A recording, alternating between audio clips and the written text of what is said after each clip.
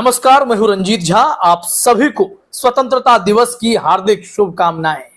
Supreme court में Adani group की file खुलने से पहले ही कंपनी के भीतर बड़ी भगदड़ सी मच गई है। ताबड़तोड़ इस्तीफों का दौर लगातार जारी है और यहां इतने इस्तीफे हो रखे हैं, ऑडिटर्स में भागम भाग सी मची हुई है। क्या मामला है, हम आपको बताने जा रहे हैं। 14 अगस्त को सुप्रीम कोर्ट में सेबी गौतम अडानी से जुड़ी फाइलें रिपोर्ट सौंपने जा रही थी, लेकिन अपने आदत के मुताबिक सेबी ने सुप्रीम कोर्ट में 15 दिनों का वक्त और मांग लिया है। उनका कहना है कि बहुत ही गंभीर मामले पर अंतिम चरण में रिपोर्ट जा रही है, जांच हो रही है और ऐसे में 15 दिन का समय और चाहिए। लेकिन इस बीच अडानी ग्रुप में भयंकर भगदड़ सी मची है। जानकारी मिली है कि एक सबसे बड़े उनके ऑडिटर ने इस्तीफा दे दिया है, डेलॉइट ने। और जैसे ही इस रिपोर्ट को हम खंगालने गए तो पता चला कि अडानी ग्रुप में तो भगदड़ सी मची हुई है। 149 ऑडिटर ने ताबड़तोड़ इस्तीफा दिया है, क्योंकि अडानी ग्रुप में जो भी लोग ऑडिट करने जाते हैं उन्हें पता नहीं क्या होता है, कौन सी गड़बड़ी दिखाई पड़ती है या कौन सा प्रेशर होता है, जिसके चलते वो अडानी ग्रुप को छोड़कर भाग रहे हैं, इस्तीफा दे रहे हैं।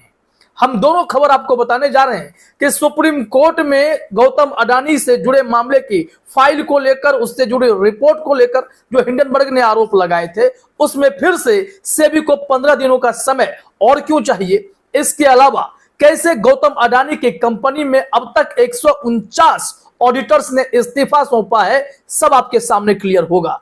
तो चलिए हिंदी इकोनॉमिक टाइम्स की खबर देखते हैं। यहां पर जानकारी आई है सेबी और सुप्रीम कोर्ट से जुड़ी हुई। इसमें हेडलाइन में है, अडानी हिंडनबर्ग केस में हुई है काफी प्रोग्रेस, रिपोर्ट जमा करने के लिए चाहिए 15 दिन का और समय। ये वही सेबी है जो पहले 1 साल का समय मांगता है, लेकिन सुप्रीम कोर्ट से उन्हें 3 महीने का समय मिलता है। टोटल जब 5 महीने का समय हो जाता है तो 15 दिन का इस वक्त और भी समय चाहिए। हो सकता है इस मामले में अगली सुनवाई 29 अगस्त को हो और अडानी केस से जुड़ी कई बातें हम लोगों को पता चले, लेकिन वह तभी संभव होगा जब सुप्रीम कोर्ट की एक्सपर्ट कमेटी की तरह सेबी भी यह ना कह दे कि हमें कुछ समझ में नहीं आ रहा है। तो चलिए खबर में देखिए क्या बताया गया है। रेगुलेटर ने अपनी अर्जी में कहा है कि जांच में उल्लेखनीय प्रगति हुई है, लेकिन कुछ ट्रांजैक्शन की जांच लंबित होने के कारण अंतिम रिपोर्ट जमा करने के लिए उसने शीर्ष न्यायालय से और 15 दिन का समय देने का आग्रह किया है। और इस बीच में अडानी ग्रुप में भगदड़ सी मच गई है, ऑडिटर्स भागने लगे। सुप्रीम कोर्ट में फाइल खुलने से पहले ही ऑडिटर्स का इस तरीके से भागना, इस्तीफा देना क्या कहलाता है। सेबी ने जो सुप्रीम कोर्ट में जो कारण बताए हैं पहले वो देख लेते हैं, उसके बाद सीधे रुख करेंगे उन ऑडिटर्स के इस्तीफे वाली रिपोर्ट पर। यहां बताया गया है, सेबी ने कहा है कि उसने दूसरे देशों की इकाइयों, एजेंसियों, रेगुलेटर्स से कुछ जानकारी मांगी है और उक्त जानकारी मिलने के बाद वह अंतरिम रिपोर्ट से उसकी तुलना करेगी और यह तय करेगी कि इस मामले में आगे क्या कार्रवाई करनी है, क्योंकि इस मामले की जांच लगातार चल रही है। 24 केसेस में जांच हो रही है, जिसमें से सेबी का कहना है कि 17 केसेस पर हम लोगों ने रिपोर्ट तैयार कर ली है और 7 केसेस के लिए 15 दिन का समय और चाहिए, फिर सुप्रीम कोर्ट में हम रिपोर्ट सौंपेंगे। लेकिन सेबी ने यह नहीं खुलासा किया है कि इस मामले में अडानी ने क्या गड़बड़ी की है। इस संबंध में महुआ मोइत्रा ने, सुप्रिया श्रीनेत ने भी 2 ट्वीट किए हैं, वो भी हम आपको दिखाएंगे। लेकिन उससे पहले लौटिए जरा ऑडिटर्स के इस्तीफे वाली रिपोर्ट पर। एबीपी न्यूज ने खबर प्रकाशित की है, देखिए जरा अपने स्क्रीन पर। हेडलाइन में है, Adani Deloitte saga.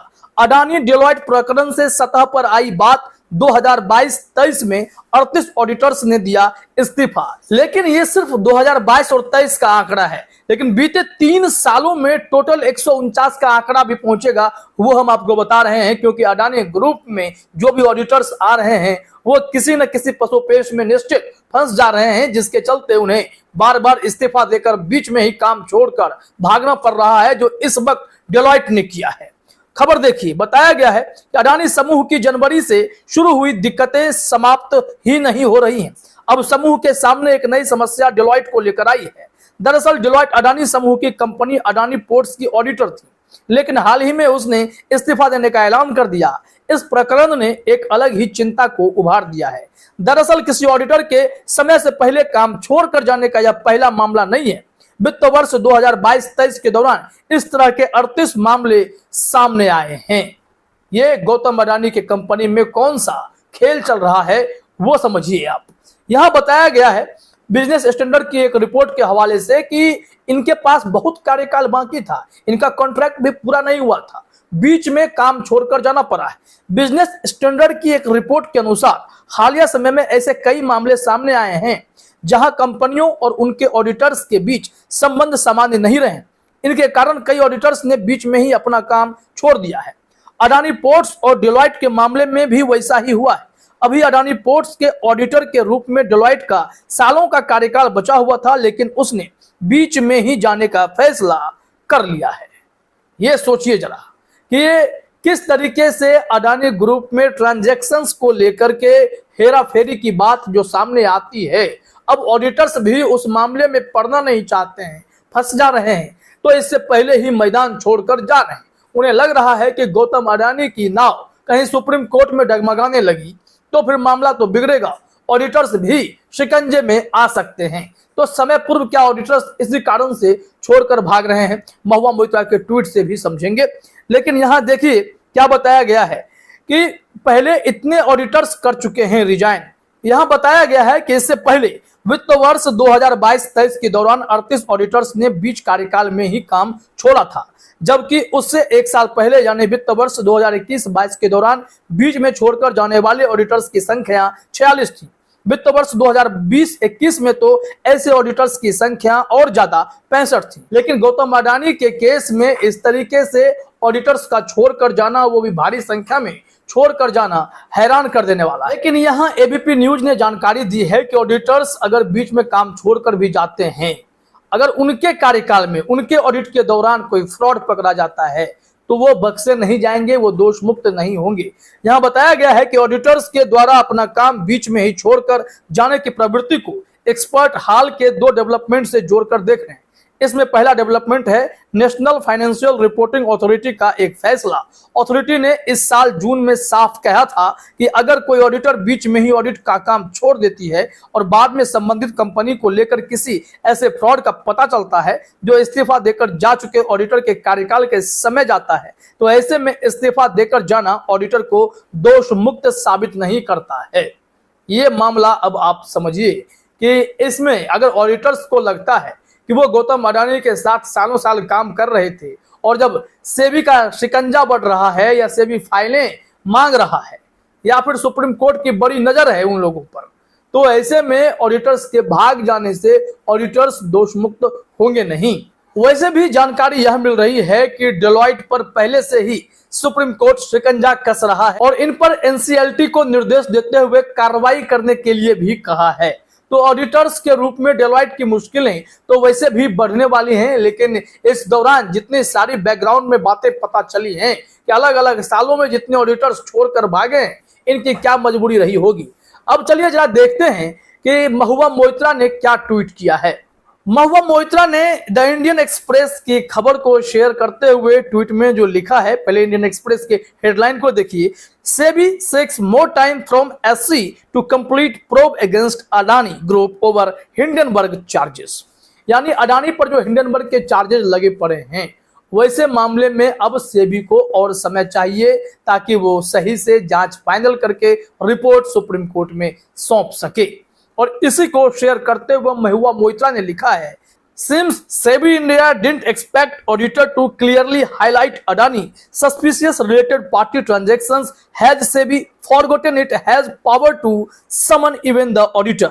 Needs 15 more days to say that it can't find wrongdoing, but it is suspicious based on audit findings. हाहा। लेकिन सेबी को यह अच्छे से पता है कि उनके पास यह पावर है कि वो ऑडिटर्स को समन कर सकते हैं अगर ऑडिटर इस्तीफा देकर जा भी रहा है तब भी। यानी कि महुआ मोइत्रा ने सेबी के रिपोर्ट का एक कंक्लूजन अपने अंदाज से बता दिया है। जैसे कि सुप्रीम कोर्ट की एक्सपर्ट कमेटी को कुछ नहीं मिला, कुछ भी गलत नहीं दिखाई पड़ रहा था, ऑडिट के दौरान, तो इस दौरान अब सेबी भी यही कहेगा, हमें भी कुछ गलत नहीं लग रहा है, लेकिन कुछ ट्रांजैक्शंस जो हैं वो सस्पिशियस नजर आते हैं। क्या बस यही जानकारी सुप्रीम कोर्ट में सौंपनी है? 15 दिनों के बाद सारी बातें स्पष्ट हो जाएंगी। इस संबंध में चलते चलते देख लीजिए, सुप्रिया श्रीनाथ ने भी एक ट्वीट किया है। इसमें उन्होंने कहा है कि 14 अगस्त को सेबी को सुप्रीम कोर्ट में अडानी ग्रुप के फ्रॉड से जुड़ी रिपोर्ट जो है, जो ट्रांजैक्शंस उनके गड़बड़ हैं, उनसे जुड़ी रिपोर्ट सुप्रीम कोर्ट में सौंपनी थी। लेकिन उससे 48 घंटे पहले डेलॉयट और हैस्किंस ने रिजाइन किया है, जो अडानी में ऑडिटर के तौर पर काम कर रहे थे। और उनके इस्तीफे ने अडानी ग्रुप में बहुत सारी बातों को उजागर करना शुरू कर दिया है। उसके बाद कहा गया है कि in its final audit report of APSEZ which was attached with the resignation letter, Deloitte state. Deloitte ने क्या क्या बातें कही हैं जरा वो देख लीजिए। इसमें कहना है कि certain transactions made by the company that were highlighted by Hindenburg research do violate market regulators SEBI rules. इनका कहना है कि कुछ ट्रांजैक्शंस ऐसे थे कंपनी के भीतर जिसमें हिंडनबर्ग की बातें सही होती हुई दिखाई पड़ रही हैं, कि वहां कहीं ना कहीं सेबी के रूल्स को, मार्केट रूल्स को अडानी ग्रुप ने वायोलेट किया है। इसके बाद आइए, Adani group of companies refused independent external investigation of allegations in the Hindenburg report. Adani group of companies ने हिंडनबर्ग के द्वारा लगाए गए एलिगेशंस पर कोई इंडिपेंडेंट जांच कमेटी से जांच कराने को लेकर रिफ्यूज कर दिया, इनकार कर दिया है। इसके बाद फाइनली इसमें कहा जा रहा है, it's clear Deloitte saw the red flags and wanted more visibility across group companies but will the market regulator SEBI see them too. इनका कहना है कि जिस तरीके से डेलॉयट ने अडानी ग्रुप को लेकर रेड फ्लैग दिया है, यानी कि शंका जाहिर की है, तो क्या इसके बाद भी सेबी को वहां कुछ मिलेगा या नहीं मिलेगा? सेबी की रिपोर्ट में ये सारी बातें आएंगी या नहीं आएंगी? सुप्रिया श्रीनाथ ने इस पर सवाल उठाए हैं। तो कुल मिलाकर मामला यही है कि सुप्रीम कोर्ट में फाइल खुलने से पहले ही अडानी ग्रुप में ऑडिटर्स के इस्तीफों की झड़ी लगी हुई है। इससे पहले भी 2-3 सालों में कई ऑडिटर्स ने इस्तीफा दे दिया है, जो कि अडानी ग्रुप पर कई गंभीर सवाल खड़े करता है। फिलहाल इस वीडियो में इतना ही। आप सभी का हमसे जुड़ने के लिए बहुत बहुत धन्यवाद।